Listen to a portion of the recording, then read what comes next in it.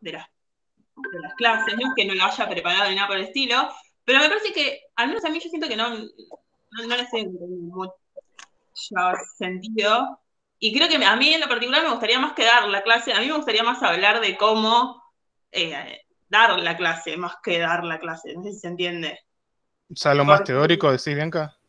claro, no, porque, o sea, yo preparé algo y lo hice, pero primero que sin tener una base, sin haber hablado nada durante el año, yo sé que tuvimos práctica antes y cosas por el estilo, pero bueno, que también me había encontrado con las mismas dificultades. Yo cuando en tercero di la práctica, me acuerdo que me tocó Revolución Industrial y dimos con Agus, porque dimos juntas, ella dio Revolución Francesa, y me acuerdo que habíamos dado una cantidad de cosas que después nos miraron los profes y me dijeron, o sea, no está mal que lo den, pero es un montón de temas que quizás no es tan importante, sino como meterse más en la esencia en sí del tema y no estar explicando, porque hubo esta revolución y este cambio y este, como ir muy puntual en cada tema. Entonces a mí me pasa eso, como que yo preparé algo. También es difícil un niño, un adolescente haciéndote una pregunta, por más que intentemos, obviamente, ayudarnos entre nosotros. Es como que yo me siento como que no llego a cerrar el círculo del objetivo, quizás, de dar la clase. Al menos a mí me pasa, no sé si Sí, alguien lo a mí comparte. también, sí, sí, a mí también me ha pasado, como que, como decimos, la esencia de lo que querés explicar, como que nunca por ahí está clara. Vos vas y hablas de un tema y por ahí ver qué querés que se llenen los pibes de ese tema que diste vos, más que nada, como Claro. algo así. A mí me pasa eso, no sé, porque por ejemplo, yo la que di la semana pasada, creo que fue, me pasa que no sé, o sea, yo sé que fue bastante embole, que hablé mucho y que tendría que hablar menos y traté de cambiar eso, pero como que en definitiva, al tampoco tener una evolución y no haber tenido como una base, no digo una base teórica de sentarnos 100 años, pero poder debatir, decir, no, mira, estaría más bueno que encares por acá. A mí, al menos a mí me parece eso. Sí, Bianca, discúlpame que te interrumpa. Es así, como vos decís, y ya lo dejamos sentado, que en realidad esto fue una reformulación en vías del fracaso de la participación de ustedes en las pantallas reales, en vistas del fracaso que las pantallas reales tuvieron en las escuelas. Eh, pero al menos esto a ustedes los puso en dos escenarios que me parece que igual, aunque sean parciales, tienen eh, tienen una cantidad de competencias, de estrategias que ustedes tienen que demostrar. La primera es que sin haber planificado o habiendo planificado ustedes en un formato personal, ad hoc, sean capaces de demostrar que pueden recortar. Y voy a insistir con esta palabra, recortar, para que se entienda bien. ¿Qué decimos cuando decimos transposición? ¿Qué decimos cuando ustedes están diciendo, yo no tuve claro si logré estar en el punto? Bueno, a ver, no quiero ser autocentrado, pero lo voy a hacer para que todos ustedes me han escuchado hablar horas. Y hay algunas particularidades de mi discurso, algunas me agotan a mí mismo, pero otras las veo que son adquisiciones propias de un recorrido de la narrativa que es reiterativo y que puntualiza y que se hace una pregunta retórica para volver a un punto. Esos formatos de narrativa que vuelven, se hacen circulares e insisten en vincular, ejemplifican, detienen el recorrido continuo de la narración digamos, que no monologa, sino que habla consigo mismo, aunque no tenga un interlocutor, son capacidades que uno va adquiriendo en la medida que se va escuchando y va pensando que lo que dice es más o menos didáctico, más comprensible o menos comprensible. Eso nosotros lo podemos ver. Disculpen que diga esto, no corresponde, pero todos lo vieron. Por ejemplo, Ezequiel, las clases que dio son muy prolijas. La capacidad de poder hablar de corrido y en todo caso volver sobre un punto, darse cuenta cuando uno ha sido complejo, cuando no ha hecho sujeto, verbo, predicado y ha utilizado la voz pasiva todo el tiempo y los gerundios todo el tiempo, es también una competencia. Bueno, esa la podemos aplicar acá. Más la otra, que es mucho más importante, de que en ese recorrido, nosotros que somos, a ver, pares, en el mejor sentido, si todos nosotros sabemos de qué están hablando y probablemente reconozcamos en el recorrido que ustedes hacen algo que ya sabemos de alguna manera, podamos decirle al final, me parece que no hablaste de esto, no hablaste del otro, no hablaste del otro, ¿no? Sin llegar a la última clase donde yo tuve que decir, bueno, hasta acá, porque había omisiones demasiado importantes o errores demasiado importantes. Ahí claramente sí, bueno, mira, volver a hacer. Ahí ya tenemos un buen elemento, digamos, por lo menos dos elementos. Y después podría haber un tercero que es armé la pantalla. Tuve que hacer la presentación fue adecuada, fue inadecuada, hubo un buen recurso. Así que con eso ya tenemos. Y después podemos dejar lugar para que vos digas, Bianca, cómo te sentiste, cómo lo pensaste, o en la medida que lo ibas haciendo, en qué momento te diste cuenta que tenías que corregir y no pudiste, cómo pensás que lo podías corregir en una clase ulterior. Todo eso que ya corresponde a la autoevaluación también suma, no es la presencialidad, pero es mejor que haber seguido en las pantallas con los chicos que no estaban.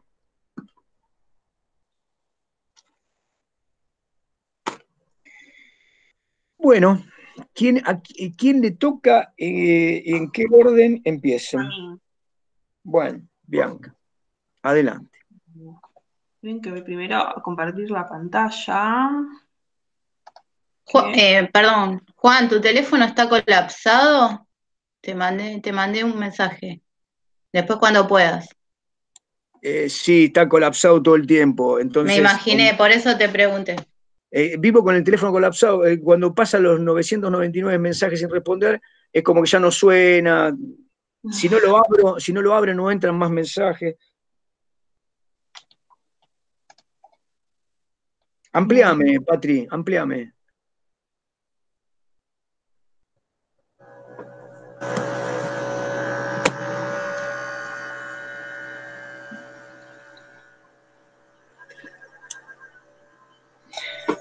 Sí, bueno, plantealo, Patri, vos.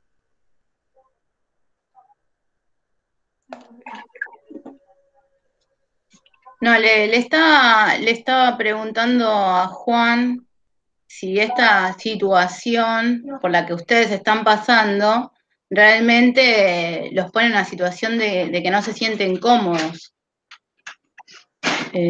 Porque me parece que si algo tuvimos fueron un montón de clases. Entonces por ahí esta situación no los hace sentir cómodos. Entonces por ahí nos estamos equivocando en la forma de encarar, pero no me parece que no hubieron clases. Si algo sobró en esta práctica, si que no hubiera habido en la presencialidad, fueron clases. Por ahí lo que nosotros consideramos con Juan que ustedes no tuvieron fue una devolución de planes de clase, que por ahí también hubiera sido necesario, como para que ustedes en este momento se sientan seguros y seguras de la clase que van a dar.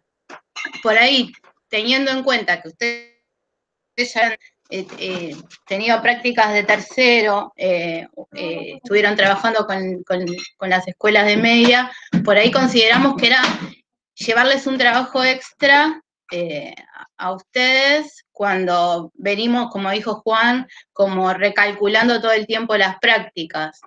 Por ahí desde ese lugar, la intención no era sentirse que se sientan incómodos y que estén en una situación en la que no tenga sentido lo que están haciendo, porque como en un momento sentí como que no tiene sentido lo que estamos haciendo, y la verdad que estamos acá, le ponemos ganas. Para mí es más valioso que estén acá los que están, los que se suman todas las clases, de los que no se suman, digamos. Eso para mí es súper importante que estén. Entonces digo, por ahí si la situación no resulta cómoda, por ahí se pueden empezar otras alternativas. La práctica, lo que tiene este espacio de práctica este año en particular es que tiene que podemos estirarnos en el tiempo y pueden, en el caso, no sé si será posible, pero para tener una instancia de presencialidad en el 2021. Por ahí me parece que, aparte que es un espacio donde donde hacemos como un cierre de nuestra carrera.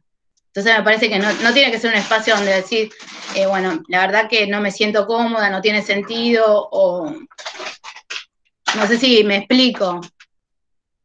No, a mí no me parece que no tenga sentido, no es que quise llegar a decir eso, sino lo que quise decir que, o sea, ya creo que ya todos dimos algunas estuvieron más buenas, otras no, otras, bueno, hubo de todo, pero me parecía que, al menos en este contexto que hoy, que somos 3, o Paula, bueno, 4 sí, está Paula, si nos está escuchando, que creo que capaz que estaría bueno sacarle un poco más de jugo, al menos para mí, no sé, porque ya que todos dimos, y poder decir, bueno, mira, yo ya di una y me pareció que te tendría que corregir tal cosa y traté de hacer esto para ver. Me parece que sería capaz un poco más, un poco más útil para nosotros. Creo que sí, esa era la propuesta de instancia de coevaluación y evaluación que se había pensado posterior a esto. Sí, el problema también es que venimos corriendo al gato por la cola, digamos, ¿no? Este año. Yo les voy a decir la verdad, les voy a decir lo que pienso. Patri trabajó como una condenada y honestamente yo le vengo sacando el sueño y le estoy poniendo la mejor onda, porque estoy realmente... Se lo digo a ustedes porque ya han sido alumnos míos hace 4 años, saben que yo soy comprometido con el trabajo, pero el sistema también hace de nosotros esclavos, ¿no? Entonces, yo tomé el cargo de director en agosto del 2019. En ese momento, Pablo, que era el director, cesó, y yo, que era vice, descubrí un cargo y los cargos de regentes quedaron vacantes. Entonces, de haber 5 personas encargadas del instituto, quedamos 2. Parezco Fernández, pero no, digo, el presidente, ¿no?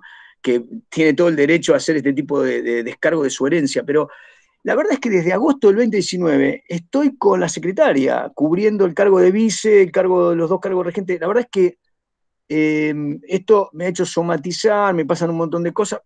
Me la banqué bastante bien este año, no me tomé días por enfermedad, porque podría, pero no podía, porque la gente me reclamaba. Les digo esto para que podamos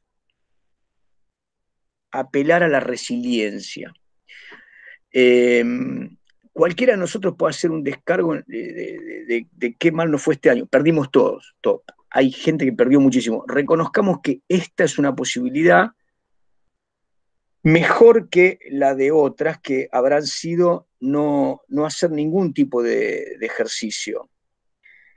¿A dónde va esto? Este ejercicio los puede poner ustedes frente a la posibilidad, necesidad de intensificar procesos formativos que a lo mejor están débiles. Lo que me dice Bianca, yo lo escucho todos los años, y ahora les estoy hablando como director. No es que a mí me resbala el hecho de que un alumno llegue en cuarto y me diga, porque nosotros, sí, ya sé que tuvimos práctica en primero, segundo y tercero, pero la verdad no sé nada, que es un poco el discurso. No sé cómo poner los propósitos, no sé si el propósito tiene que estar... Entonces, ahí en ese momento, digo, no puedo estar en todos los salones de espacio de la práctica. Pero finalmente estoy haciendo una breve agenda de que finalmente el 2021 va a ser el inicio de Madariaga en los salones, viendo clases de todos los colegas. Porque evidentemente es necesario, porque digo, no puede ser que practicantes de cuarto, y ustedes no son los primeros digo, entiendan que, carajo, la práctica es el lugar donde se converge nuestra profesión. Porque este es el punto. Si alguien se enteró ahora que se trata de esto de dar clases, se equivocó al elegir el profesorado. Igual les voy a ser honesto, mejor que elegir el profesorado. Si uno es licenciado en historia y quiere vivir de eso, se va a morir de hambre porque va a publicar 3 cosas, si son buenas, en una revista, le van a pagar a los 60 días. Si no es muy, muy, muy bueno, no publica nada y va a trabajar en un triste escritorio como algún burócrata. Bienvenida a la docencia, que nos mantiene activos con la vida real, con la gente que se está formando, en fin. Entonces, pasando el limpio, de todo esto que digo, vayamos con esto, saquémosle el mejor jugo, y si ustedes en primero, en segundo y en tercero no aprendieron la práctica, gente, como les dije alguna vez, el día que pongan un pasacalle en Pueyrredón diciendo Madariaga Botón eleva el nivel, yo me jubilo. Veo que todos los estudiantes se quejan porque le toman un examen, por la arbitrariedad, porque no sé qué problema tuvieron. No vi nunca una queja consistente porque un profesor no les dio un nada. Iba a decir una mala palabra, un nada. Entonces digo, porque en algún momento vas a tener que, suponete que no exista Madariaga Landín. Madariaga Landín no existe. Parece la delantera de España del 50, Madariaga Landín. Pero bueno, un día van a una escuela y se encuentran con un villano, como yo, director de una secundaria, que dice, perdón, caballero, señorita, usted está dando clase acá, ¿qué está dando? Porque eso tiene que existir, ¿eh? En la secundaria no lo hacemos porque las secundarias están devastadas. Pero en la época en que yo era un docente Nobel, venía el vicedirector, me sentaba en un banco y miraba mi clase. Cuando yo salía me decía, sí, profesor, muy bien esto, que el otro entregó la planificación, no sé qué, no sé cuánto, y yo iba chito la boca, caminaba derechito y le entregaba la planificación así al otro día si no la había entregado. Nunca me pasó, pero digo, el ejemplo. Entonces, como hemos corrido todo del lugar, parece que la escuela le tiene que decir gracias a los docentes que vienen a dar clases. ¿Entienden? Por algún lugar empieza la cuestión. El otro día hablábamos de Acuña. La tomo Acuña para esto. Es nuestra responsabilidad ser conscientes del laburo que hacemos y cómo lo hacemos. Después el Estado, viene el gremio, te dice, no sé qué. Yo soy consciente. ¿Soy consciente o no soy consciente? Entonces, digo, saquémosle el mejor provecho, hagamos todo lo que podamos hacer. Yo no les puedo garantizar que si alguno, por ejemplo, planta, Natalia Miranda plantó, ¿no? Porque, bueno, tenía problemas, está muy bien, charlamos, y ella me dice, voy a tratar de hacerlo en la presencialidad. La verdad que no le puedo decir que el año que viene vamos a tener presencialidad, no lo sé. Aparentemente vamos a comenzar, pero yo no sé si las escuelas secundarias van a estar luchando con sus estudiantes, y los padres y los estudiantes van a estar muy contentos de que se le meta a otra gente en el salón. Supongamos que estemos medio en burbuja o por grupos. Va a ser una historia, ¿vieron? Nos van a pedir un hisopado para entrar al aula. Entonces, por ahí a mitad de año sí, pero si alguno se quiere bajar de este formato, yo les garantizo presencialidad, por lo menos para el primer trimestre, cuatrimestre del 2021, ya les digo casi con seguridad que no. Lamentablemente, no creo. Va a ser un lío, va a ser un lío lo arquitectónico, va a ser un lío lo sanitario, va a ser un lío que no cumplimos con las normas. ¿Vieron lo que pasa? Va. Creo que eso lo saben mejor que yo. Bueno, así que hecho este pequeño, hagamos esto, nosotros vamos a mirar esto que han podido hacer, y no lo vamos a poner en el espejo de la presencialidad, porque sabemos que no hubo presencialidad. Así que, bueno, adelante. Bueno, empiezo yo entonces. Nosotros habíamos visto la clase pasada, no sé si se acuerdan, el periodo que iba desde el 69 al 73, desde, digamos, la caída de Onganía, el Cordobazo, la caída de Onganía, hasta llegar a elecciones después de los gobiernos, digamos, de Onganía, Lenice y Lanusse, que da una salida democrática, buscan una salida política a este golpe, y habíamos quedado en que el último candidato el último candidato electo había sido Cámpora. Pero bueno, para repasar un poco, esperen que voy a compartir, dejo esto ahí. Un videíto, un minutito nada más, un video, como para hacer un repaso más o menos de cómo llegaría, porque ahora vamos a hablar de lo que es la tercera presidencia de Perón, y para entender cómo es que Perón vuelve del exilio y es presidente. A ver si me deja.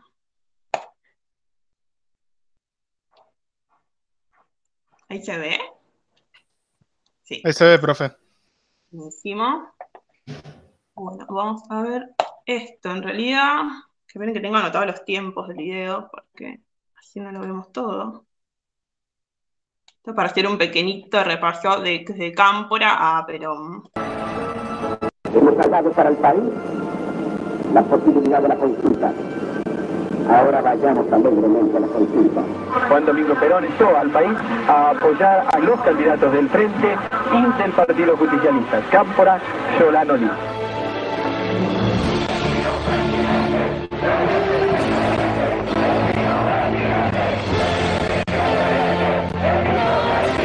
No hay ninguna circunstancia que justifique la interrupción del proceso de institucionalización. De cualquier manera, si alguien intentara hacerlo, encontraría la respuesta adecuada en Juventud Peronista.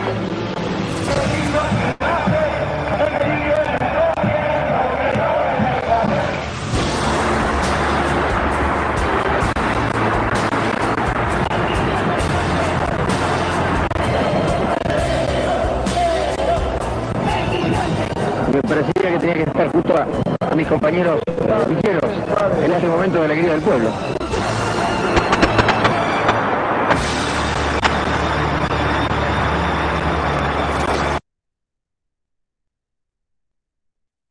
Ahí está, vamos a ver nada más hasta ahí como para entender y hacer un pequeñito de repaso. Yo hice, a ver si se ve, ahí está.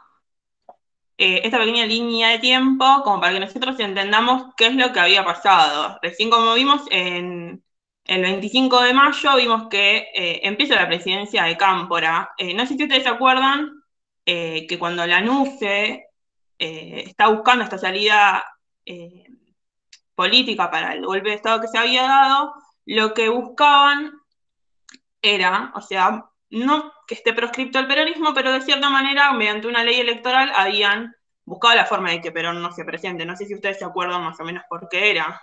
Sí, que tenía que residir en el país, ¿no? Por lo menos creo un año antes de la elección.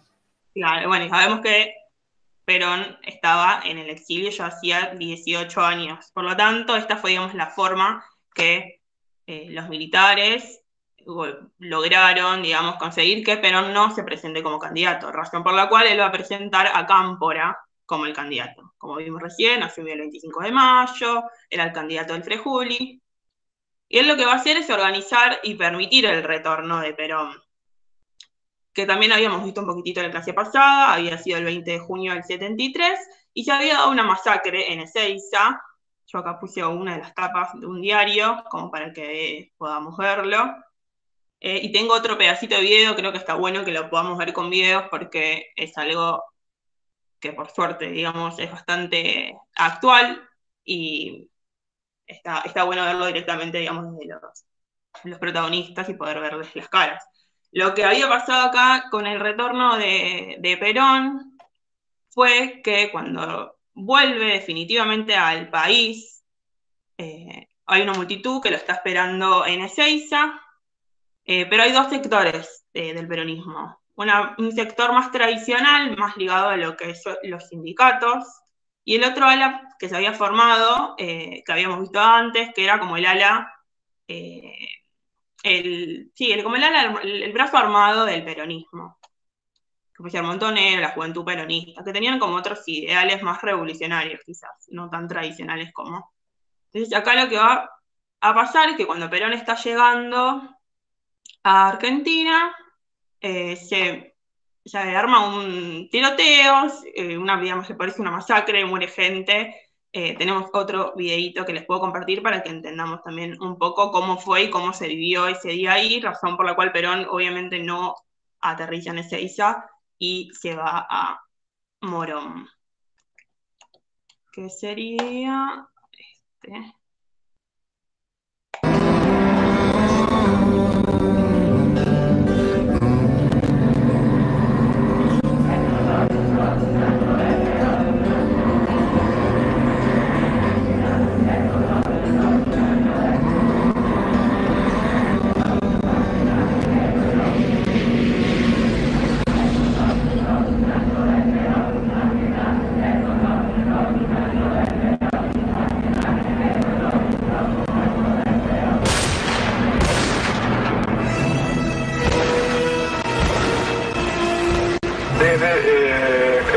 policial, gente armada comenzó a tirar.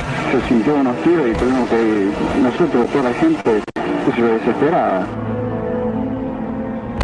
En este momento, por General Perón hace abandono el edificio central de la base aérea de Morón.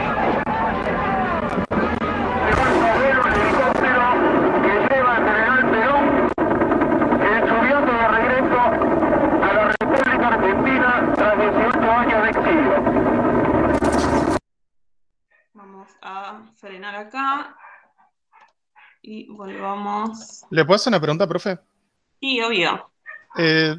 Sí, yo sé que usted explicó muy bien que el peronismo se había dividido y con la Sí. llegada de Perón van todos a recibirlo. Ahora, ¿por qué en sí es la lucha? No eran, yo sé que tenían sus diferencias, pero no tendría que ser como una fiesta que volviera Perón para todos ellos. ¿Por qué se pelean? ¿Por qué hay enfrentamientos? No sé si se sabe, porque me parece medio confuso.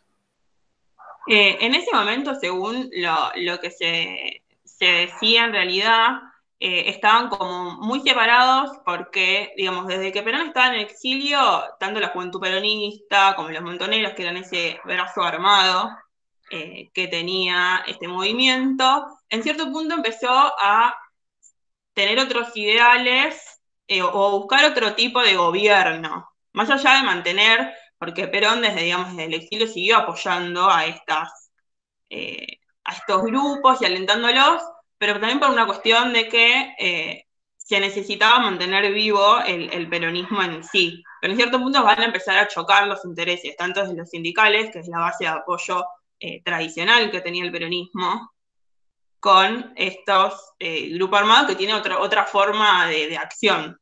No sé si se entiende. Claro, se entiende como que Perón apoyó a estos grupos más revolucionarios mientras estuvo en el exilio, pero la base de su poder era el peronismo como más tradicional. Entonces Claro. ahí hay un conflicto de intereses. Podría ser. Exacto. Dale, muchas gracias, profe. No, por nada. Esperen que no sé volver. Ah, estoy acá.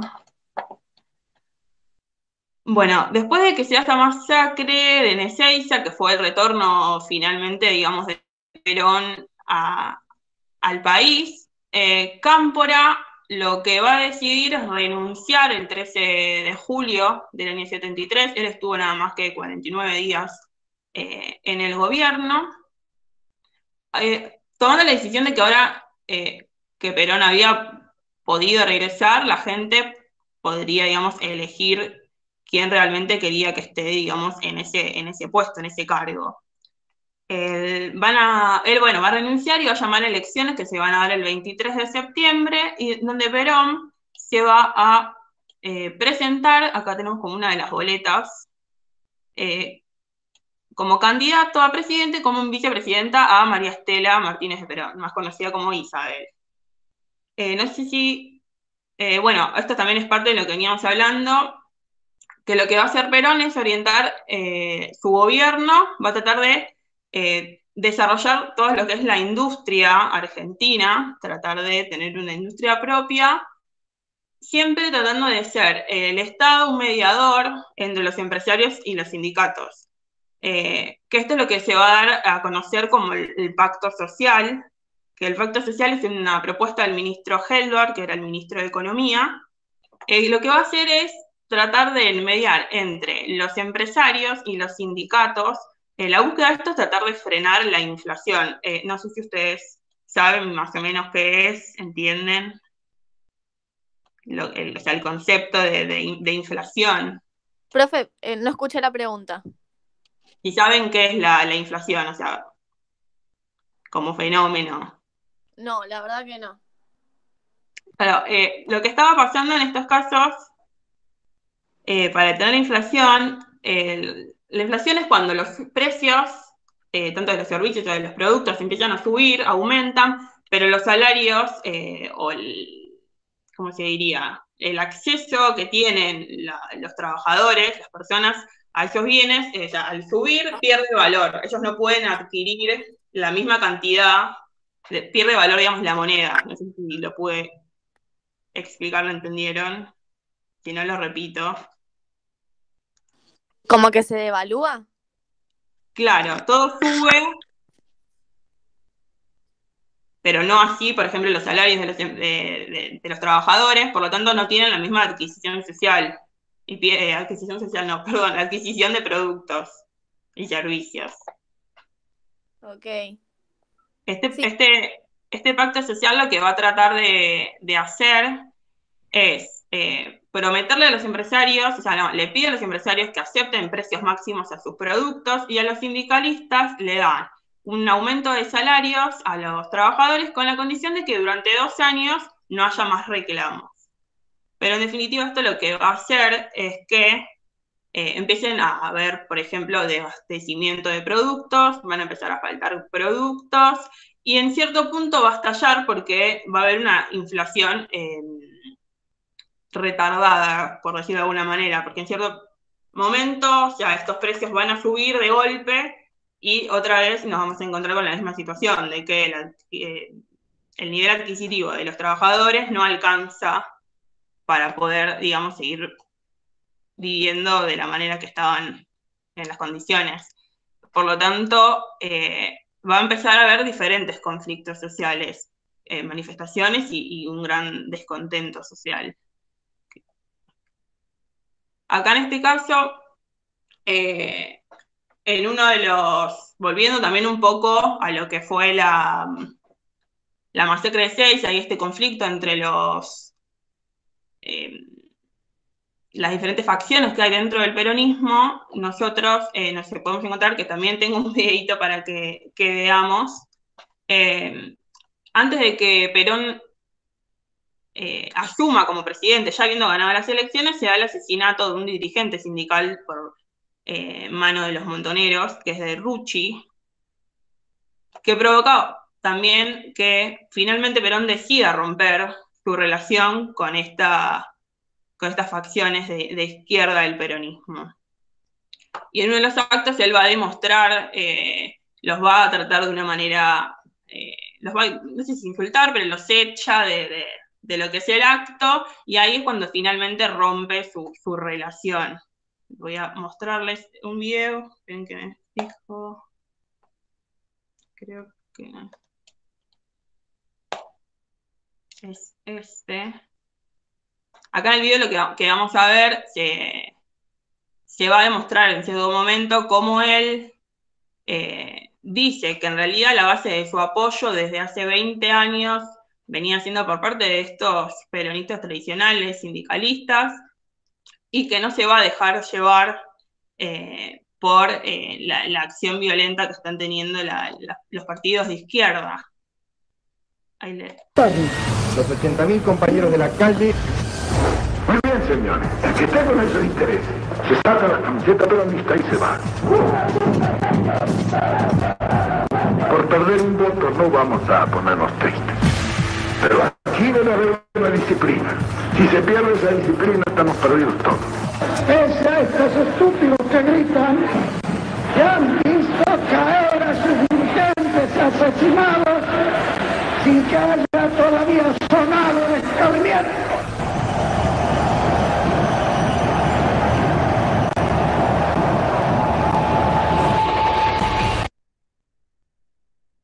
No sé si llegaron a ver que, bueno, se muestra cómo Perón definitivamente rompe la relación con la izquierda de este movimiento definitivamente. No sé si se lograron ver cuando en el momento se desplazan, se retiran de la plaza.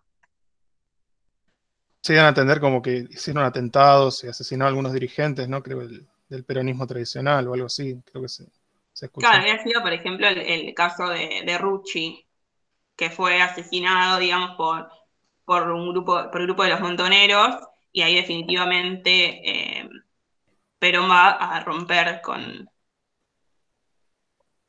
esa, digamos, con ese grupo. Ay, esperen que me perdí acá.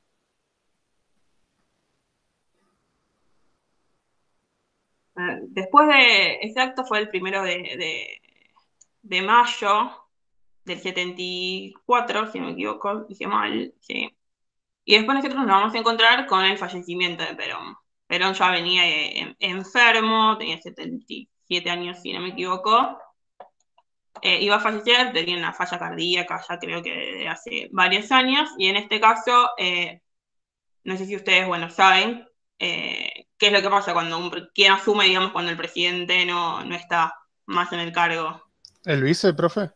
Exacto. Entonces, en este caso va a asumir Isabel, que era su esposa, pero sin embargo el poder va a recaer sobre López Rega, que era el ministro de Bienestar Social, que es el creador, el que organizaba en realidad la AAA, que la AAA va a ser es la Alianza Anticomunista Argentina, que es un órgano de represión que se va a encargar de reprimir y perseguir a todo aquel que esté en contra de la militancia que llevan a cabo ellos, es decir, todos estos grupos de montoneros y de la JP que van a pasar a la clandestinidad van a seguir actuando, sin embargo van a tener a este grupo parapolicial que los va a estar reprimiendo y persiguiendo. Es como uno de los primeros ensayos, por decirlo de cierta manera, de lo que van a hacer después en la dictadura del 76, los centros clandestinos. Y entonces estos grupos, perdón, profe, que la interrumpa, que se fueron del peronismo, ¿qué querían? ¿Hacer una revolución socialista o algo así? Perón no estaba de acuerdo. ¿Por qué los reprimen tan fuertemente? Ellos están, en realidad buscan llevar el gobierno hacia al socialismo. Y en este caso, Perón lleva adelante una política más bien desarrollista, capitalista, serían Claro, como querían dos modelos distintos de dos país. modelos distintos claro. Gracias, profe. No, por nada. Bueno, como les decía recién, bueno, más allá de que Isabel va a ser la presidenta que va a ocupar el cargo luego del fallecimiento de Perón, López Rega va a ser el que esté como en la toma de decisiones. Y en esa ambición de poder, él lo que va a hacer, con ayuda de la AAA, que es este órgano represivo con el que contaban, es, por ejemplo, presionar a la CGT para que le den los fondos de las obras sociales, lo que genera que se rompa esa relación. Ya esa relación que tenían con el pacto social empieza a resquebrajarse. Isabel, al no poder mantener, digamos, ¿no?, en este clima bastante violento y de crisis también económica que se está viviendo, lo que va a hacer es un pacto secreto, se reúne en febrero del 75 con las Fuerzas Armadas y grandes empresarios y sacan un decreto, determinan aniquilar a esta subversión, o sea, destruir a estos militantes, a estas personas que estén en contra de lo que ellos consideraban que era el orden social y político, o sea, es decir, de la política que estaban llevando adelante. Por ejemplo, una de las cosas que hacen, estos grupos montoneros tenían grupos de guerrillas en Tucumán y se da lo que es el Operativo Independencia, donde, bueno, van a ir y reprimir esos focos subversivos. Y en lo económico, una de las decisiones que van a suceder es que va a cambiar el ministro de Economía, va a ser designado Celestino Rodrigo, y va a proponer un plan de ajuste que está dado también, ¿no?, por lo mismo que veníamos diciendo antes, toda esa crisis económica que se venía dando, la inflación, y propone yo puse acá 3 de las medidas que toma, que es también el aumento de las tarifas de los servicios y los combustibles, el congelamiento de los salarios, la devaluación de la moneda, que todo esto lo que va a hacer es generar aún más malestar social, más manifestaciones en contra de este gobierno, en contra de Celestino Rodrigo, que se va a conocer, digamos, estas manifestaciones como el Rodrigazo, y lo que va a hacer es que tanto él como López Rega deban de abandonar, huir del país, digamos. Y en esta situación, digamos, ¿no?, en este momento de crisis, Isabel no tiene muchas... se toma como un tiempo, unas semanas, porque nada, el país estaba en crisis, y deja el poder en manos de Ítalo Luder, que era el presidente del Senado, que lo que va a hacer este personaje es intensificar aún más lo que fue, digamos, el operativo de Independencia, pero llevándolo hacia todo el país, intensificando obviamente también descontentos, manifestaciones, represión.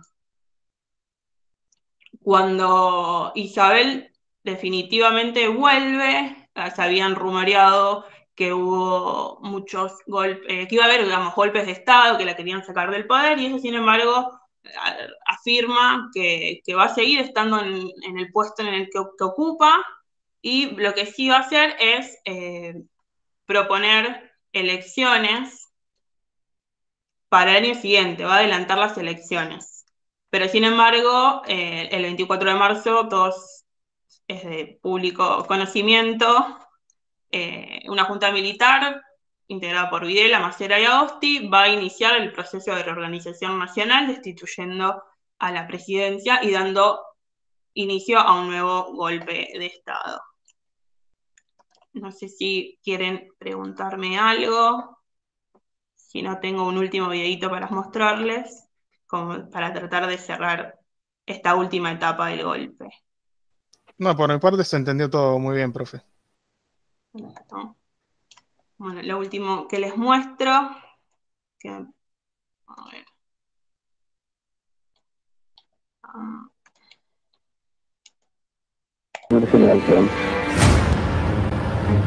Estaban manifestando el repudio y el rechazo hacia el señor López Rega.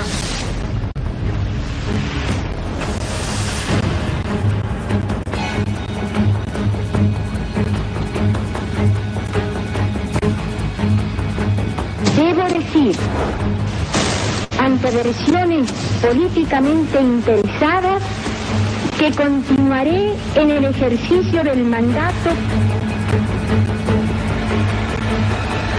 que me ha conferido el pueblo de la nación. Comunica a la población que a partir de la fecha el país se encuentra bajo el control operacional de la Junta Militar.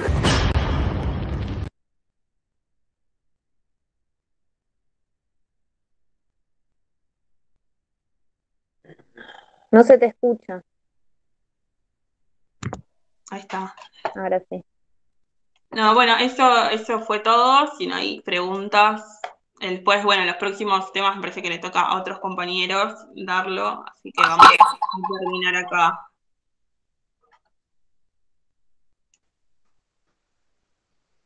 No, profe, lo único que me sorprendió es lo que contaba, ¿no? Que hubo un golpe de Estado, pero como que en realidad antes la propia presidenta fue como que la que cuidó a los militares, ¿no? Para reprimir la subversión, como usted dice, profe. Así que ya, me parece eso bastante sorpresivo, y se entiende también después por qué los militares toman un poco el poder, básicamente. Definitivamente, claro, el poder ellos para tratar de organizar de nuevo la situación que se estaba viniendo, digamos, abajo desde lo social o lo económico. Claro, aparte, como decía usted, que Isabel había perdido como bastante poder, como que hay un poco de vacío, entonces y se entiende ahí, como usted dice, la acción de los militares un poco más, que no fue todo de golpe, sino que hubo varias cosas que pasaron antes para que se desencadenara ahí. Así que gracias, profe, me quedó más claro eso. Se reentiende. Bueno, me alegro.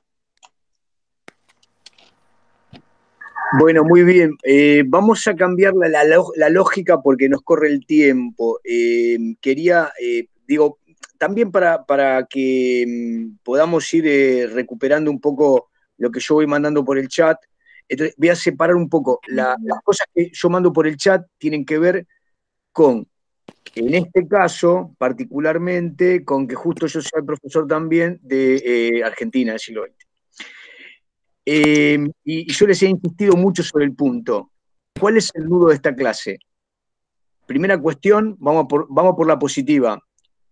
Me pareció muy buena la disposición. Me parecieron buenos los videos. Es más, podrían haber sido un poquito más largos, porque el primer video es como que es muy tipo flash, y lo que falta es el video, las preguntas. ¿Qué le sacamos al video? ¿Qué dicen los estudiantes del video? En los sucesivos videos, muy bien Ezequiel, las preguntas son, ¿por qué se peleaban estos tipos? Digo, estoy haciendo preguntas como que un neófito viene a la Argentina, ¿no? Y dice, ¿por qué se mataban a los tiros estos tipos? Si venía el que aparentemente los unificaba a todos, lo habían votado todos, era el jefe, se mataban, se destrozaban. Ahí está el nudo es que había varios proyectos. Entonces, ahí me parece que te faltó gas, te faltó gasolina, Bianca, en la información, porque el nudo es, había un proyecto que venía por lo menos de los 60, muy fuerte, de llevar a la Argentina ¿a dónde? Llevar a la Argentina a Cuba, a un escenario donde el socialismo reemplazara este nacionalismo peronista. Entonces empezó a hablar del socialismo nacional. Perón les dio cuerda con ese rollo, pero después se las quiso cortar. Les dijo, está muy bueno el video, ¿eh? Ustedes no están con este proyecto, sáquense la camiseta. Pero hay que explicar los proyectos. Vos por ahí explicaste lo de Perón un poco mejor, pero te faltó el otro. Y en el otro no hay un solo proyecto. Los montoneros están a mitad de camino, son peronistas, pero quieren marxistizar el peronismo. Pero hay otros que dicen, no, el peronismo es un movimiento burgués, capitalista, mentiroso. El ERP, que se ve en las escenas cómo van a reprimir en Tucumán, es trotskista, es guevarista, quiere tomar el poder, llevar a cabo una revolución con una vanguardia, con un ejército. Y entonces ahí me parece que el hito violencia política, que se ve bien en los videos, ahí te faltó un recorrido. Ahí me parece que vos, producto por ahí que no tenés toda la info y te sentís más insegura, pero los pibes estos ya tienen que haber visto Guerra Fría. Suponete que tuvieron la clase de Ezequiel, que dice, los comunistas, pim, pum, las guerras. Entonces, bueno, en la América Latina estuvo a Cuba. Y ahí hay como una fuente, hubo un faro que prohijó la revolución y la difundió, los entrenaba. Los primeros montoneros fueron todos a entrenarse a Cuba con el Bebe Cook. O sea, muchos fueron a Cuba y Cuba entendía que eran hermanos revolucionarios, fueran bolivianos, chilenos, así como los ejércitos de las dictaduras tenían el Plan Cóndor. Había una organización de comunicación entre las organizaciones guerrilleras revolucionarias que entendían que podían colaborar en distintos países con armas, información, logística y demás. Eso me pareció logrado. El cierre de la clase, Bianca, podía ser esto que te decía Ezequiel, que te hizo una pregunta muy atinente con eso, ¿no? Que él te dice, me causó sorpresa ver que esta cosa de los militares había empezado un poco antes del 76. Eso está muy bueno. Pero ahí podría haberse puesto el cierre de la clase como para decir, bueno, las palabras terroristas, subversión que aparecen en la boca de Isabelita, ¿no? y del que habla en off, permiten la clase siguiente, que es, bueno, el terrorismo de Estado. Está bien, tuvo cosas muy valorables. Por ejemplo, Bianca, lo que hablábamos antes, el tema de los recursos estuvo bueno. Me parece que faltó info, pero tu recorte por ahí tendría que haber tenido. Está claro que el recorte igual es descomunal. Vos no podés en clase dar este periodo. Pero bueno, no sé si le querés aportar algo, Patri, vos. No, ahí también coincido el uso de los recursos, me parece, a mí me encanta cuando hay muchas cosas en la clase, cuando la clase es dinámica, que acompaña, cuando hablan los protagonistas, cuando se usan fuentes, a mí me parece muy bien lograda, así que, bueno, muy bien. Bien. ¿Viste, Bianca, que no es al Pepe? ¿Viste? No, bueno, que no quería que quede esa impresión. No digo al Pepe, pero me gusta la idea de perdóname. Está grabado lo que dijiste. ¿Quién sigue? Yo. ¿Se escucha? Fenómeno. Perfecto. Bueno, para empezar, les quería preguntar si alguno me puede hacer como un pequeño recap de lo que vimos la clase pasada. Así no se me hace todo un monólogo y participamos todos juntos. No sé quién quiere empezar mientras voy poniendo para presentar la pantalla. Perdón, profe, justo me sacó y no la escuché. ¿Puede repetir lo último? Sí, no hay problema. No, que estaba preguntando si alguno se anima y quiere contar qué es lo que vimos la clase pasada a los compañeros para hacer entre todos como un refresh de los contenidos vistos. Sí, profe, me acuerdo que vimos que hubo un golpe de Estado, que lo vimos también en la clase pasada, que llegan los militares al poder y empieza todo un proceso de ajuste en economía y algo, y como lucha contra la subversión, contra las ideas comunistas, hay desaparecidos, secuestrados por el gobierno, represión. Perfecto, que también se puede enganchar, lo enganchamos y lo empalmamos con lo que dio la profe, también, ¿no? Que se hablaba que ya a partir de 1975, porque todo el mundo cuando se habla de subversivos y terrorismo de Estado, uno siempre lo ubica en este periodo, ¿no? Entonces, también está bueno remarcar que no fue solo en este periodo de 1976 a 1983. Claro, como leímos en la clase pasada, exactamente. Como que empieza un toque antes. Claro. Bueno, para empezar esta clase, ¿se ve bien? Sí, profe. Se ve, Bárbaro. profe. Para empezar esta clase, lo que vamos a ver es la interna en la cúpula militar. No sé si se acuerdan que el último presidente de facto fue Videla, que luego fue reemplazado por Viola. Sí, me acuerdo, profe. El tema es por qué lo reemplazan a Videla y se llega a Viola. ¿Qué pasa? Dentro de la cúpula militar había dos facciones. Los nombres les van a resultar graciosos, pero en realidad tienen más que ver otro sentido. Por ejemplo, dentro de las Fuerzas Armadas estaban las palomas y los halcones.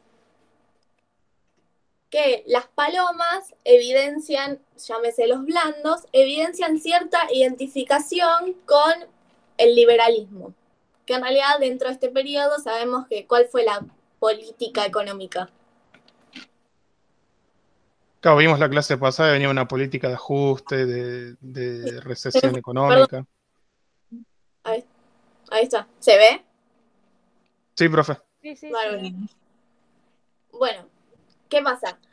El grupo contrario, los halcones, que estaban integrados por Guillermo Suárez Mazón, que seguramente lo han escuchado, o Menéndez, tienen en política interna una inclinación más ortodoxa, ¿sí? Prefiriendo un Estado más autoritario e intervencionista. Profe, ¿la puedo interrumpir? ¿Qué ¿Sí? significa ortodoxo exactamente? ¿Ortodoxo en qué sentido? Ortodoxo sería como clásico, podríamos decir, como más ligado a las tradiciones. ¿Pero en qué? ¿En rumbo económico, político? En todos los aspectos. Ahora después vamos a ver que Viola también es como que quiere una política, una apertura política. Ahora lo vamos a ver. Que eso a los halcones no les gusta. Porque imagínense que es negociar con la subversión. ¿Ellos se quieren quedar en el poder, profe? Claro, exactamente, que es lo que buscaban desde siempre, es buscar que el proceso quede a manos de las Fuerzas Armadas. Bueno, pasamos. Acá. Viola el poder y apertura política. Apertura política, entendámoslo entre comillas y no como lo entendemos hoy en día, ¿sí? Por favor, no pensemos que directamente se vuelve a un Estado democrático, porque sabemos que no pasó y que eso pasa recién en el 83. Bueno, lo que busca Viola es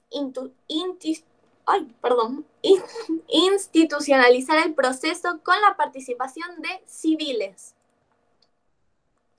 Pero les exige que se definieran favorablemente contra la subversión, es decir, que adopten una política como la de ellos y así les dejaría un lugar en la política.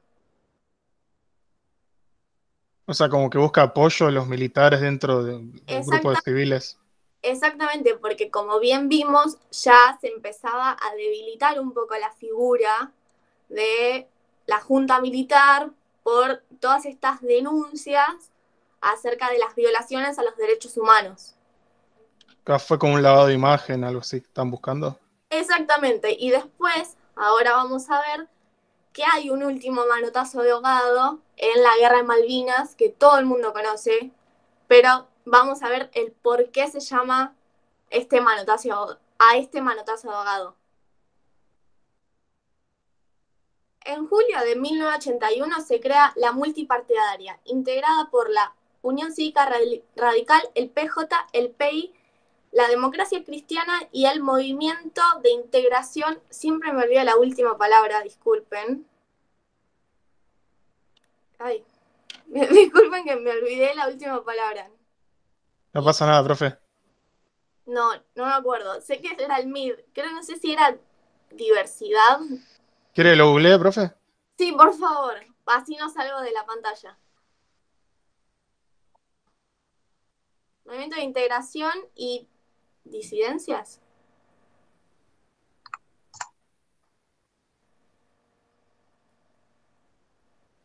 ¿Hasta acá alguna pregunta? No, profe, pero ahora va bien.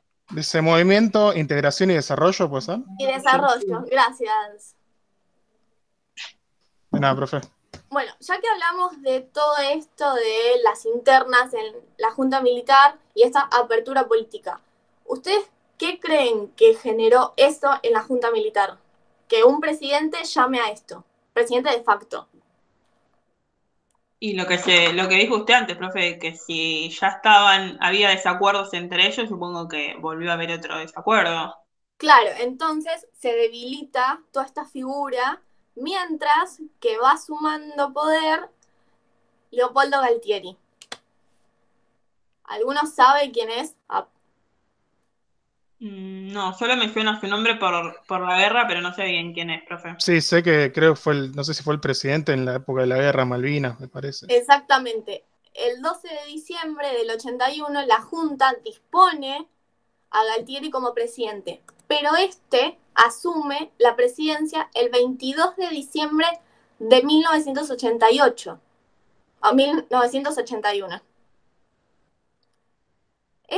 ¿Qué toma? Toma una política mucho más neoliberal, ¿sí? Volviendo a lo que sería el movimiento más duro de la Junta, ya que basa su gobierno en una reivindicación de la lucha antisubversiva, antes que el diálogo con la oposición civil. Habrán escuchado que, es decir, que busca reivindicar lo que es el proceso en sí, no tanto esta apertura política como una apertura más, como un diálogo, ¿se entiende? Como volver a la época de Videla, algo así vendría a ser, Exactamente. de la represión más dura. Claro, volver como a los inicios, si alguno quiere llamarlo de esa forma. En enero de 1982, como tenía esta postura tan nacionalista, organiza contra Chile una campaña por el canal de Beagle, ya que dicen que habían robado el territorio. Suena familiar eso, ¿no? Sí, suena bastante, profe. El robar un territorio, el recuperarlo. ¿Qué hace? Aparte, otra de sus políticas exteriores, para consolidar el apoyo que le brinda a Estados Unidos, decide enviar fuerzas militares a Centroamérica, específicamente a El Salvador y Nicaragua, ya que ahí también, como vimos la clase pasada, había dictaduras.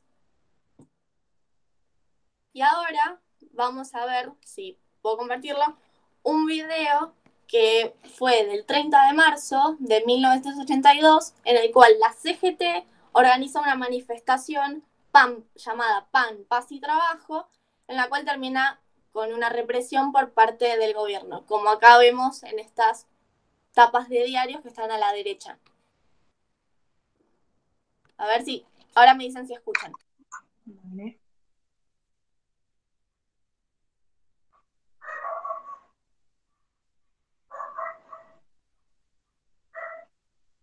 Fíjate, Agus, que una de las opciones cuando compartís, dice compartir pestaña, y ahí compartís nada más la pestaña que querés. Y no se ve Sí. todo lo demás que abras no se ve.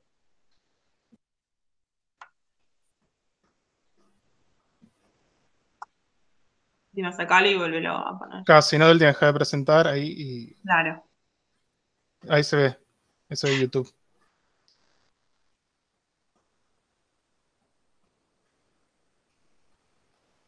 No, no se escucha, Agus, ¿eh?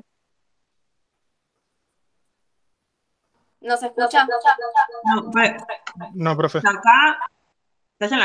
sacalo si querés la de presentar, salí y volvé a empezar de nuevo. Es la que dice pestaña y te va a abrir directamente las pestañas que tenés abiertas en el Chrome. Y dice con sonido. Sí, sí.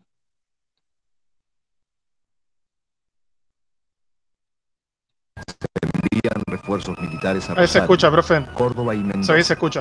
Buenísimo. Plaza Mayo se convierte en un búnker. Hay que impedir la protesta. Patrulleros, carros de asalto y hasta helicópteros intentan disolver a los manifestantes.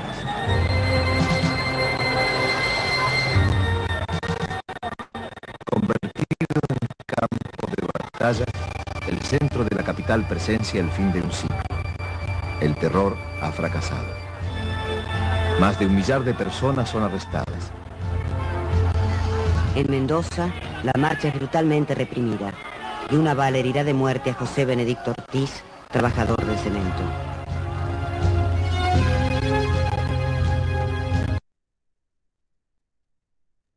Bueno, ¿qué pudieron ver?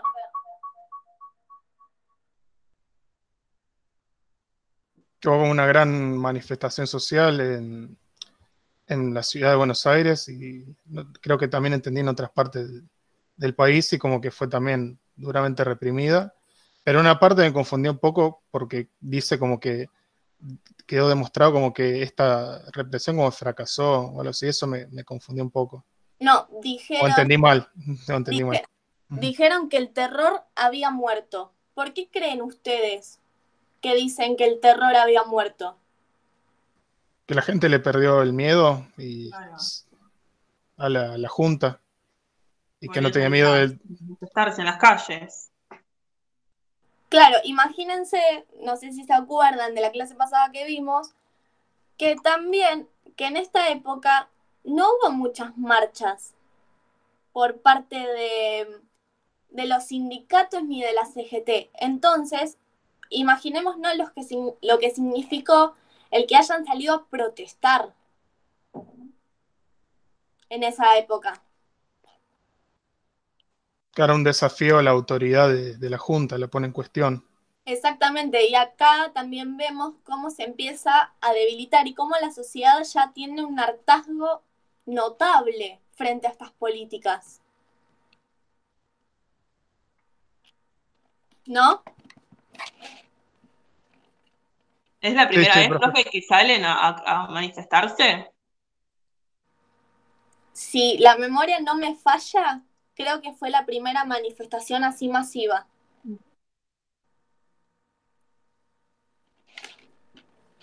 Bueno, acá pasamos ahora a un tema que es bastante sensible para todos, ya sea porque hay gente que lo vivió y gente que lo escuchó y estamos todos de acuerdo que fue algo totalmente innecesario.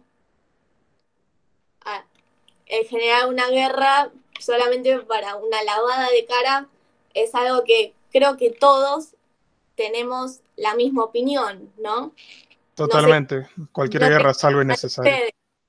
pero la verdad es que desde el punto de vista subjetivo, y esto me hago cargo de lo que digo, el mandar a chicos de entre 18 y 20 años a luchar por un objetivo prácticamente que ya desde el principio fue perdido, es algo innecesario que tenemos que tener en claro y dejar que no vuelva a pasar.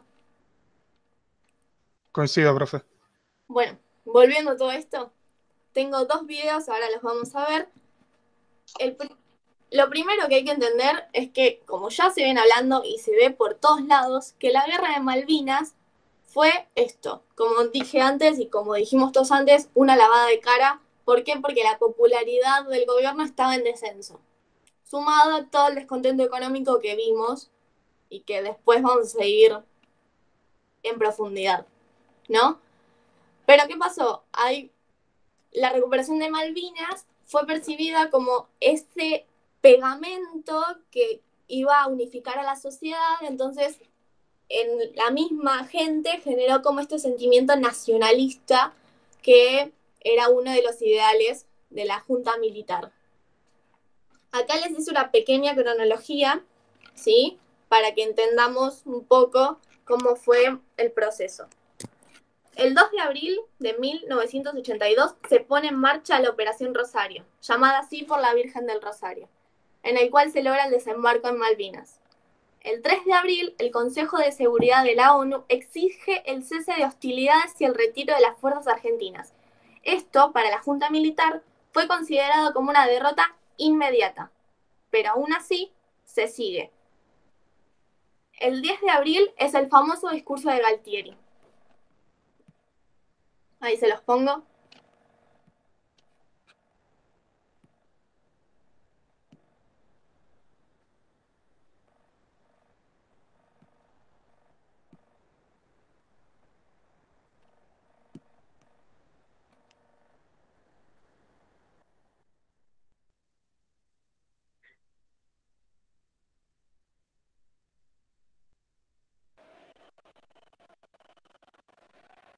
Obreros, empresarios, intelectuales, todos los órdenes de la vida nacional, en la Unión Nacional, en procura del bienestar del país y su dignidad. Que sepa el mundo, América, que un pueblo con voluntad, pueblo argentino, si quieren venir, que vengan, les presentaremos batalla.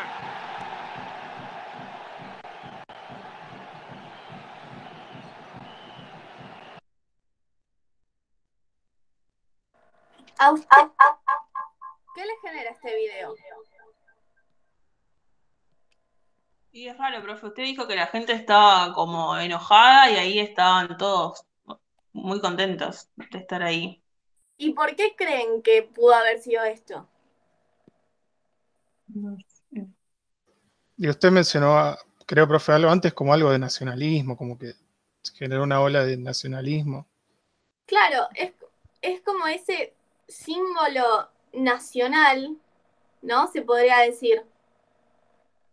O sea, es una parte de, sabemos que geográficamente es una parte de nosotros, pero lo que significa ir a luchar por un territorio que hasta ese momento no estaba muy en disputa. Bueno, ¿Qué significa eso, profe, como que no estaba en disputa? en realidad Inglaterra lo había desembarcado y lo había tomado como una posición estratégica. Si bien existieron intentos de acuerdo, nunca se terminó de cerrar ese tema. Entonces, con esta guerra de Malvinas, lo que se trataba de hacer era recuperarlo. Gracias, profe. De nada.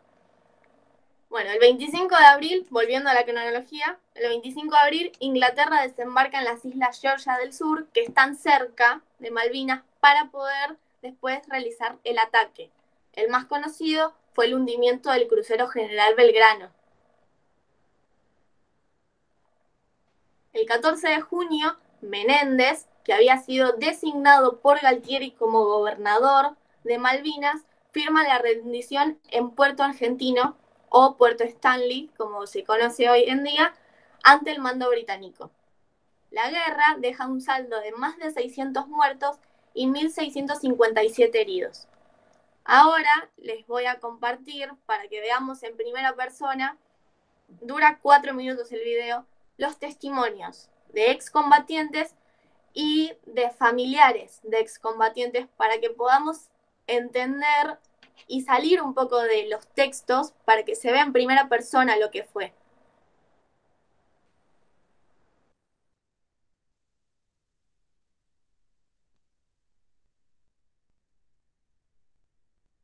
Disculpen la desprolijidad.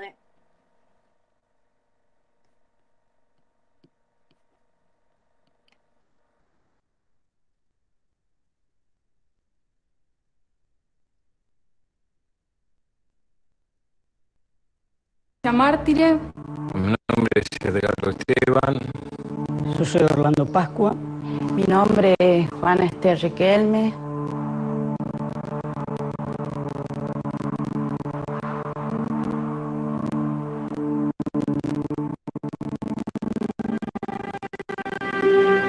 Y nosotros llegamos a Malvinas un día 12 de abril.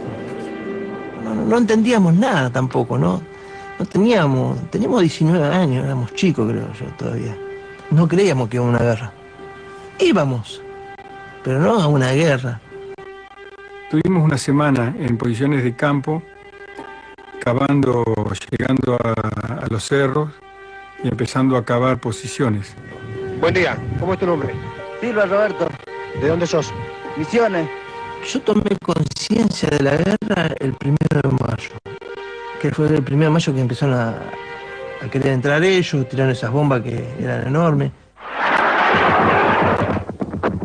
Ahí empecé a tener miedo. Y miedo a la muerte. Sin comer, debilitado, con frío. Y bueno, lo que teníamos a la vista eran las ovejas. Cuando estábamos carneando nos aparecen nuestros superiores y bueno, ahí nos estaquearon.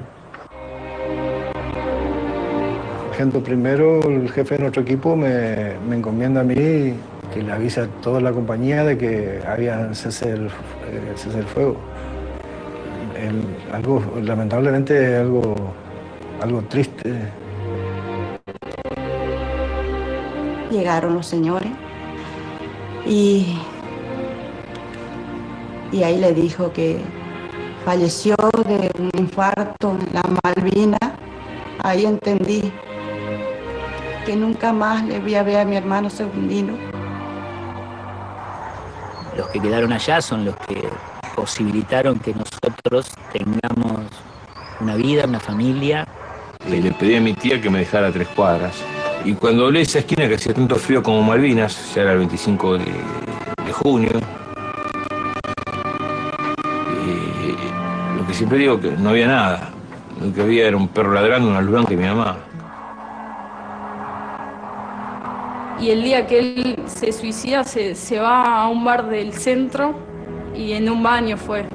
Pidió la llave, era un baño con llave, tenías que pedir la llave, pidió la llave y se encerró y ahí pasó.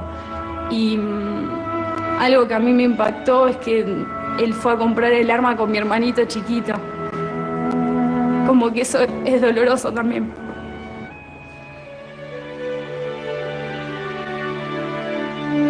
Son más de 150 testimonios que llevamos todo a Río Grande, 58 hechos concretos de denuncia. Estaqueamiento, muerte por hambre y el asesinato. Lo de Malvinas fue la culminación de una improvisación total. Esa declaración jurada que nos hacen firmar, que es no hablar, surtió efecto en nosotros.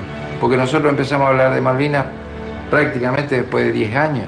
Empezamos a tratar de salir a que otros conozcan el tema Malvinas. Que sea una difusión de vida y de reclamo soberano y de lucha por los derechos que tenemos todos los argentinos, todos los latinoamericanos.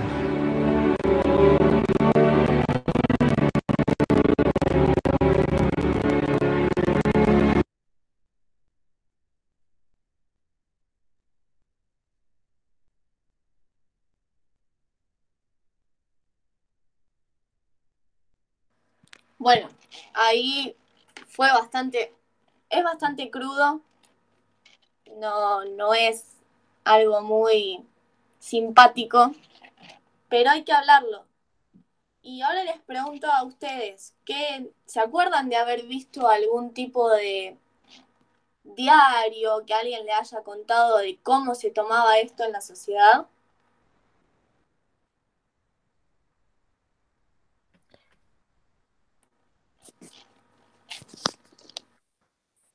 ¿Cómo? Discúlpame.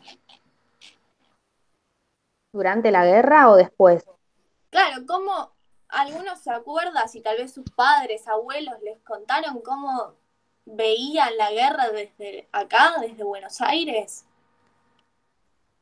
como que iban ganando, como que los medios ocultaban información y había mucho fervor también de la gente en saber lo de la guerra, pero a la vez no se conocía mucho sobre la realidad de qué era lo que estaban pasando esos excombatientes en ese momento, ¿no?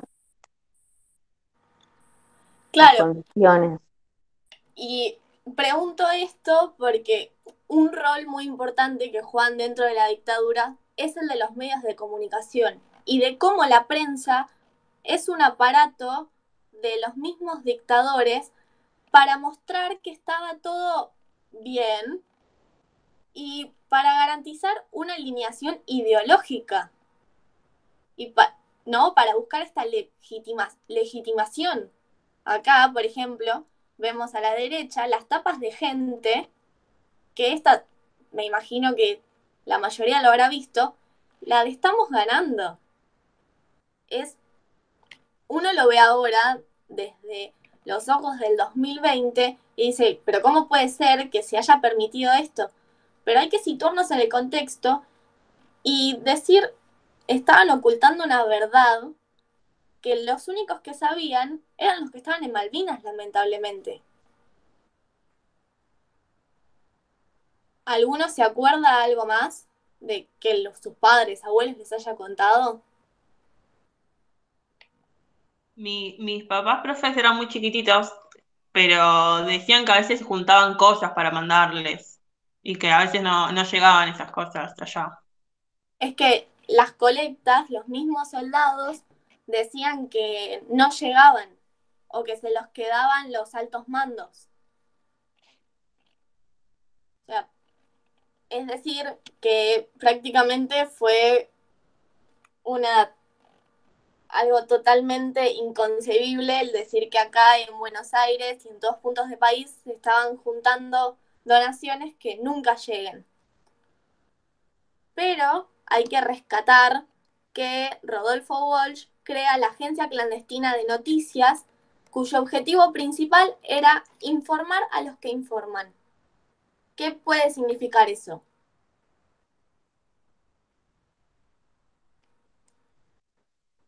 Como que van a informar lo que alguien les cuenta como verdadero.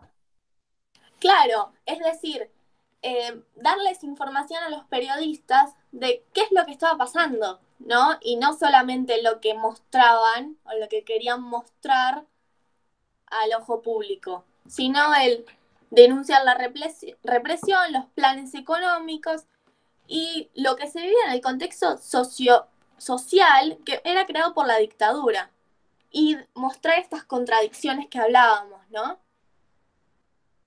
¿Y la gente se lo creía, profe, que estaban ganando? Sí. Y después se dieron cuenta que había sido toda una farsa. Ven acá estas tapas que dice gente se equivocó, que hacen alusión a la famosa tapa de gente diciendo estamos ganando. O sea, también era esa culpa, si quieren decir, de los medios de brindar información que no era verídica. Pero también tenemos que entender que el único medio que fue, por ejemplo, en la Guerra de Malvinas, que fue autorizado, fue ATC, que era el canal oficial del gobierno. Entonces era lógico que las noticias que llegasen eran beneficiosas para este proceso, solamente, y que no mostraban la realidad. ¿Hasta ahora alguna pregunta? No, profe, se entiende. No, profe. Bárbaro. Pasamos, ya queda poco.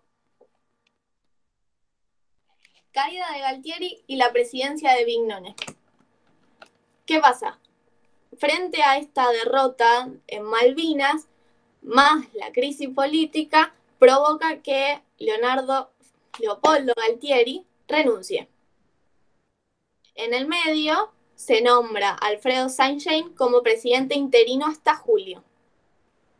En julio, más específicamente el 1 de julio, tras la decisión del ejército de hacerse cargo de la responsabilidad política, que esto genera también otra ruptura en la junta militar, en la cual Anaya y Basilio Lamidoso que habían tomado la decisión de retirarse de la Junta, impone una renovación y para eso eligen a Vignone. El objetivo principal de este gobierno fue controlar la apertura democrática y evitar los juzgamientos a la Junta. ¿Qué pasa? En diciembre de ese mismo año, la multipartidaria convoca a la Marcha de la Civilidad, es decir, busca que la población se manifieste para el llamado a elecciones y la revisión de la política económica. Esta marcha termina en represión, como vemos aquí, y en el asesinato de un dirigente. Vignone, en un intento de salvar las cosas, de salvar a la Junta Militar, declara la ley de amnistía. ¿Algunos saben qué fue? No, profe. Es decir, que quedan absueltos de toda responsabilidad. Y hacía dejar a la Junta Militar sin responsabilidad por lo ocurrido en este proceso, en caso de un futuro juzgamiento. ¿Y desde el gobierno se puede hacer eso? ¿No es como que influye en el poder de la justicia? ¿O como era dictadura? Como era dictadura, acá se declara como se quiere. Dale. Claro.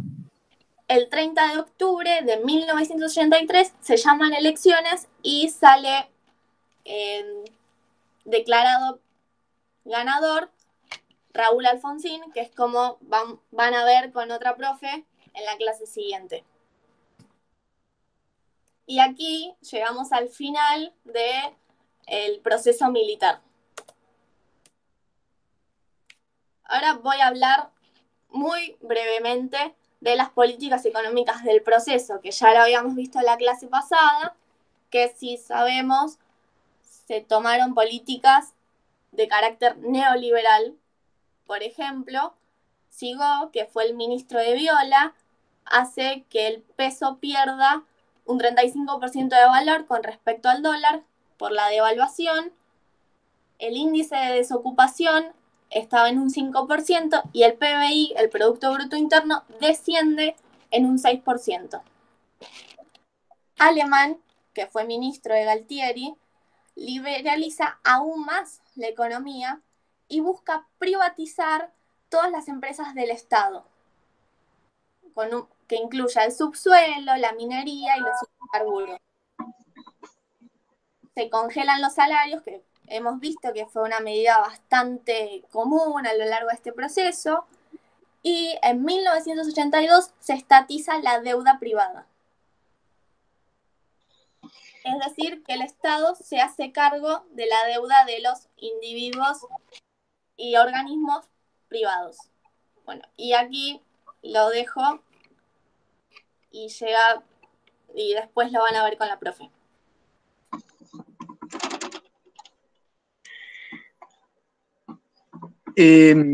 Agustina, primero te quiero hacer una pregunta. Sí.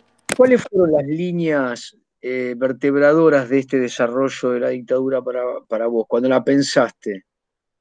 Pensé seguir, más que nada, bueno, tomar las presidencias que seguían y como la clase pasada me habías comentado el tema de la, ¿cómo se llama esto? De la interna, de la cúpula militar, me pareció que lo tenía que hablar, como para decir, ya que era sabido y hay noticias al respecto, y me pareció que si estaba en una clase... ¿En qué clase lo dije? La clase pasada, cuando me comentaste de una interna y cuando me diste el tema, me dijiste que hable. A ver, ¿y qué más? Bueno, y después seguí esto, lo de la guerra de Malvinas, que me pareció que tiene que estar. Y revisando manuales de quinto año, también me fui fijando el temario y cómo lo abordaban. Es demasiado ostensible, por eso pensemos todos juntos, demasiado ostensible lo que vos omitiste. Ok. Digamos, si uno piensa la historia argentina en bloques, suponete que yo tengo 1 hora para dar la historia argentina en bloque. Digo, 1 hora, ¿eh? Es Una hora.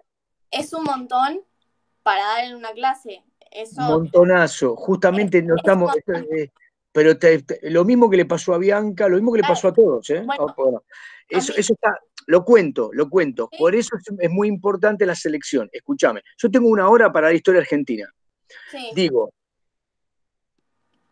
en función de las coherencias, quiero decir, la naturaleza inherente a un proyecto de continuidad, cuando uno piensa estructura, dice, una estructura es aquella etapa en donde las variables fundamentales no pierden esas relaciones entre sí, y por tanto, si pudiéramos graficar una sociedad, el continente dentro del cual se mueven los procesos conflictivos no pierden las características centrales que le dan una forma.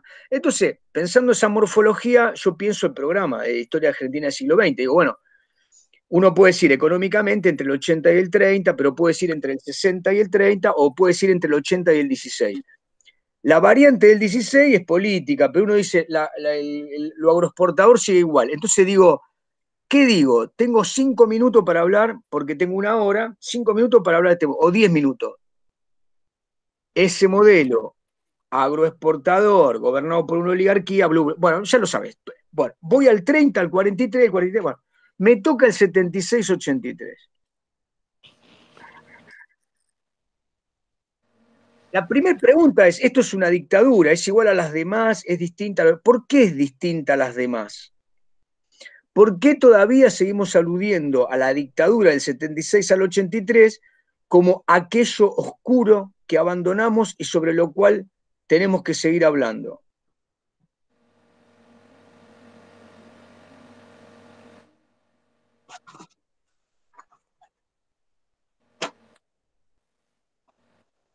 Te pregunto, Agustina, le pregunto a todos, pensemos juntos. No, discúlpame, pensé que No, es un formato retórico, pero en este caso sí les pregunto a todos, excepto a Patricia, pero digo, les pregunto a todos. ¿Por qué porque pasó en la historia y si no se habla de ello es, ¿cómo se llama? Es eliminar o tratar de tirar bajo la alfombra algo que pasó. ¿Pero qué es eso oscuro? Háblame del mal, de la oscuridad. Estoy pensando en la Guerra de las Galaxias. Es decir, el mal. Donde murió mucha gente, Juan, igual. Pero murió mucha gente. Murió. De pronto se levantó de la cama y la se murió. mataron, bueno.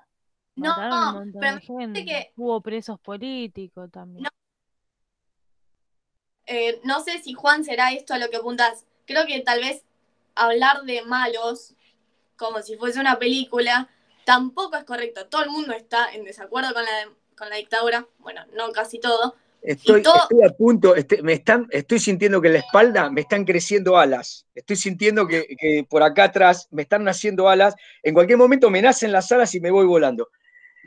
No. Escuchen. Díganlo a alguno de ustedes, porque si no cierro esta sesión me voy. Me voy a tomar un café. Díganlo a alguno de ustedes.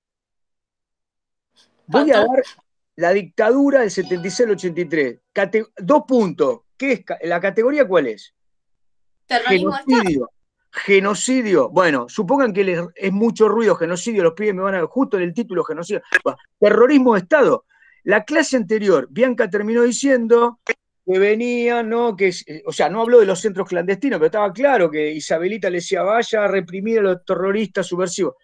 Bueno, si hay un eje político es ese. ¿Por qué?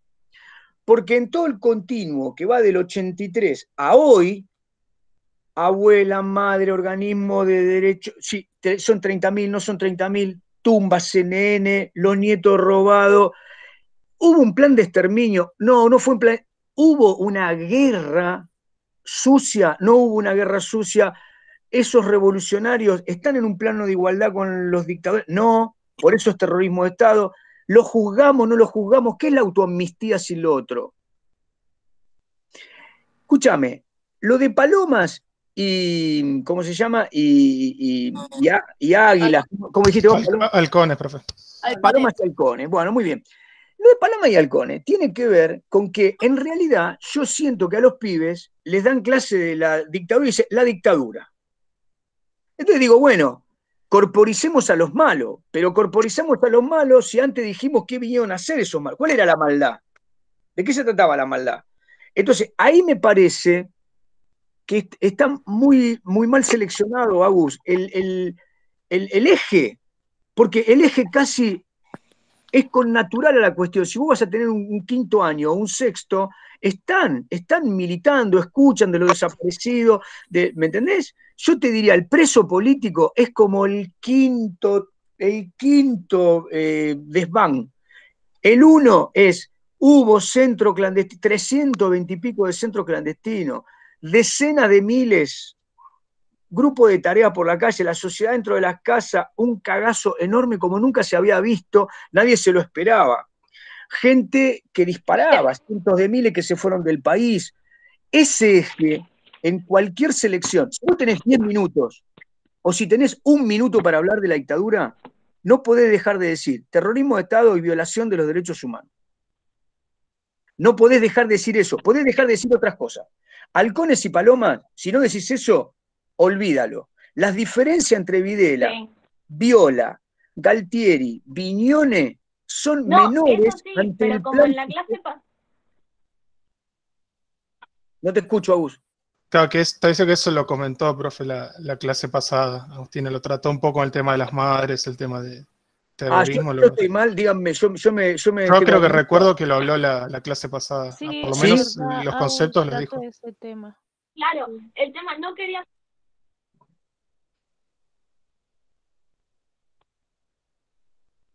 Porque habló de Yo toda no la etapa de quería ser Videla. repetitiva en decir, bueno, otra vez con el tema de, si bien se sabe y tal vez lo tendría que haber mencionado, el decir, bueno, otra vez con el mismo tema. Eso era cuando yo tomé el recorte. Está bien, bueno, llegué hasta la verdad acá. la verdad es que no lo recuerdo con este énfasis. La Disculpame, si yo me olvidé tan radicalmente de que lo desarrollaste. Bueno, Sí, bueno. Igual me pareció como que no estuvo bien resuelto sí. lo de Si querés te paso el autoamnistía. PowerPoint. El eje, en todo caso, tendrías que haber continuado el eje, ¿no? Me parece. Se me corta un poquito, Juan. Sí. Disculpame. No, está bien, pero repetilo, a ver. Digo, por lo menos tendrías que haber continuado el eje. No puede en toda la clase no Pero el tema puedes es que hacer. no, si yo hablaba, yo tenía miedo. Se te corta. Bueno, no importa, está bien, listo. En todo caso, no importa, veremos la Pero grabación. si yo tocaba el tema de la ley de autoamnistía, tenía miedo. Sí. Está bien, veremos las grabaciones y las vuelvo a ver, porque en todo caso, bueno, puede ser que no la calibré yo, no me acuerdo bien. Pero de cualquier manera, el eje de continuidad tendría que haber estado. Ok. Bueno. Sí, tal vez. No. Se corta, no importa. No, está bien, esta parte sí te escucho. Bueno, Patri. Hola, Juan. Nelson Granero no se conectó, que era el que faltaba para hoy. Bueno. Así que, no sé, después eso verás vos. Y sí. Mañana nos volvemos a encontrar. Bueno, escuchen una cosa. Sí, mañana, la verdad es que, no sé, ¿Nicolás te dijo algo? Nicolás Monfredini tampoco. Bueno. No, y Rodrigo retoma la clase del otro día. Bueno, gente, ¿alguien quiere comentar algo más? Yo quiero preguntar algo, porque mañana trabajo y no voy a poder conectarme. ¿Nosotros vamos a llegar a poder anotarnos para el final, antes del 30? Sí, justamente estaba planteando esto, estaba pensando, para plantearle, hablo bien, estaba pensando para plantearles que las rúbricas yo las voy a poner mañana, es el último día, ¿no? Bueno, sí. Mañana, después de la clase, en horas siguientes, yo les voy a mandar en un breve audio, en forma personal. Lo tenemos que hacer así. Lamentablemente no podemos hacer una clase de cierre por la premura. Por ahí lo podemos hacer igual después. Bueno, como es obvio, muchos de ustedes van a ir pendientes de aprobación, mucho más de los que yo querría, y después seguiremos hablando de clases hasta diciembre mismo o a la vuelta, ¿no? Este año nos favorece el hecho de que hasta el 31 de marzo podemos tener un momento donde poner la rúbrica para definir. Está claro que el que llegue a marzo, pendiente de aprobación, y tenga que completar lo no hecho, después vamos a ver, pero seguramente recibirá su acreditación en mesa final en diciembre del 2021. Y esto no es mi responsabilidad, ¿no? Pero bueno, esto se los digo después de la clase de mañana, ¿ok? Bueno, gente, gracias, y vamos a ver cómo sigue la despedida del ídolo. Un abrazo, les mando gracias a todos. Chau, chau. Chao. Chau. Chao.